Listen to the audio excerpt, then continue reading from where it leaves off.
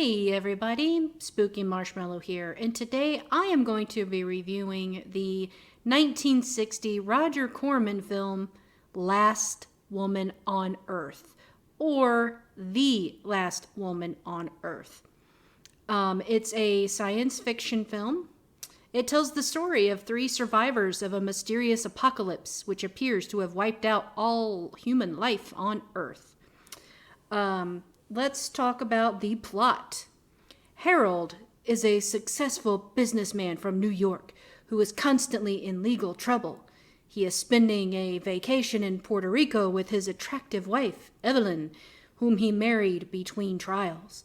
They are joined by Martin, Harold's lawyer, who has come to discuss the latest indictment.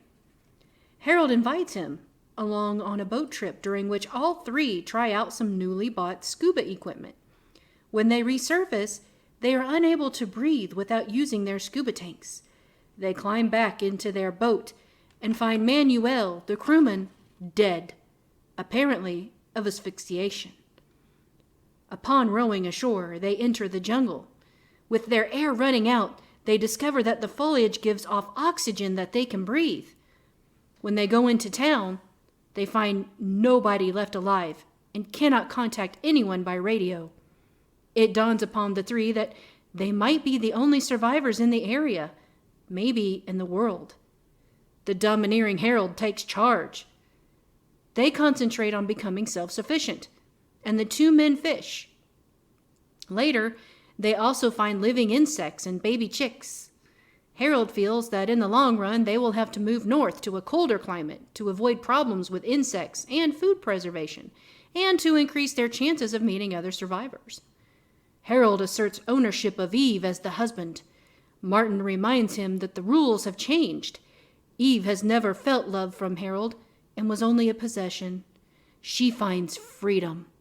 Harold and Martin have a physical fight after Martin has slept with Eve, but Eve tells her husband she was not raped. She did it willingly. Harold gives Martin 2 hours to leave. Eve wants Martin to ask her to come with him, and he does.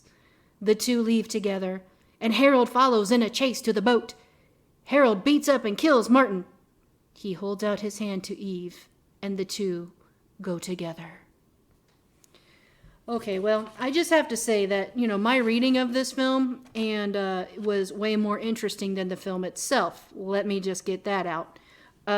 So let's talk about my take on the film.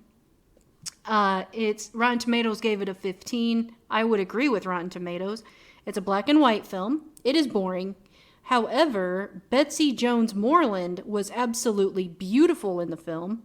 The acting is okay. It's not terrible, but it's not the greatest either. The effects are okay. And it's streaming right now on Prime. So I also know that the film was originally released as a double feature with The Little Shop of Horrors. The original Shop of Horrors came out in 60. And, I'd be awfully ticked off if I, had to, sit through this. I'd be like, man, I hope Little Shop of Horrors is better than this crap. Yeah. And if Little Shop came on before this one, maybe 15 minutes into this one, I'd be like, yep, I'm done. I'm out of here. You know what I mean? It's one of those movies. I just kept waiting for it to get interesting, but it never did.